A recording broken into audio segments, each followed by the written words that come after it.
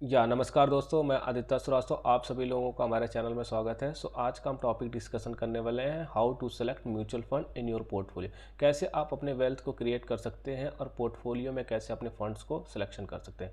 अगर मैं बात करूं कि different different categories of funds होते हैं, लार्ज कैप है, मिड कैप है, स्मॉल कैप है, इंडेक्स कैटेगरीज ऑफ फंड्स है या multi cap categories of fund है। अब जैसे लार्ज कैप की बात करें तो इसमें टॉप 100 कंपनीज होती हैं। अगर टॉप 1 से 100 कंपनीज के बीच में कोई लाइज करता है तो वो large cap category of fund करता है। और इस कैटेगरी ऑफ लार्ज कैप में आपका कंपनी स्टेबिलिटी, फाइनेंशियल स्ट्रॉन्ग्स होता है और ये लेस रिस्क फेवर्स होता है। तो अपने पोर्टफोलियो में आप लार्ज कैप को अप्रोक्सीमेटली 50 to 60% पोर्सन लेके चल सकते हैं।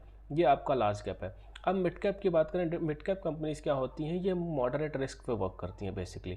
तो इसमें आप 20 to 30% अपना परसेंटेज ऑफ एलोकेशन या पोर्टफोलियो में रख सकते हैं। मिड कैप क्या होती है, आप 101 से 250 कंपनीज के बीच में अगर कोई भी कंपनी है तो वो मिड कैप में लाइज करती है। और आने वाले फ्यूचर की बात करें तो मिड कैप कंपनी ही आने वाले फ्यूचर में जाके कन्वर्टेड होगा लार्ज कैप। अगर आप टारगेटेड लेके 5 साल 7 साल का लमसम या SIP लेके चलना रिटर्न प्रोस्पेक्टिव में, तो मिड कैप ही कंपनी अगर लार्ज कैप में कन्वर्टेड होती है तो आपका मॉडरेट रिस्क के लेस रिस्क पे जाएगा, आपका रिटर्न प्रोस्पेक्टिव हाई होगा।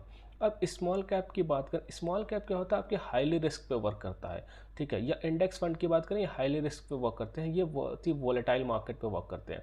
तो इसमें क्या होता है, हाईली रिस्क पे वर्क होता है, तो आप इसमें 10 to 20% he percentage of allocation portfolio में आप अपना रख सकते हैं, ठीक है। अगर मान लीजिए मार्केट बहुत ज़्यादा डाउनफॉल पे आ जाता है या कुछ हो जाता है या स्मॉल कैप ओवर प्राइसिंग हो जाती है, या आपको कोई भी फंड्स अगर 50 to 60% रिटर्न दे दिया, ओवर प्राइसिंग होगा, तो उस समय आपको लमसम अमाउंट्स में नहीं जाके स्मॉल कैप में आपको क्या करना चाहिए, SIP मोड्स के थ्रू थोड़ा थोड़ा इनपुट करना चाहिए। अब स्मॉल कैप होता है क्या है, 250 मोर देन जितनी भी कंपनीज होती हैं स्मॉल कैप में लाइज करती हैं।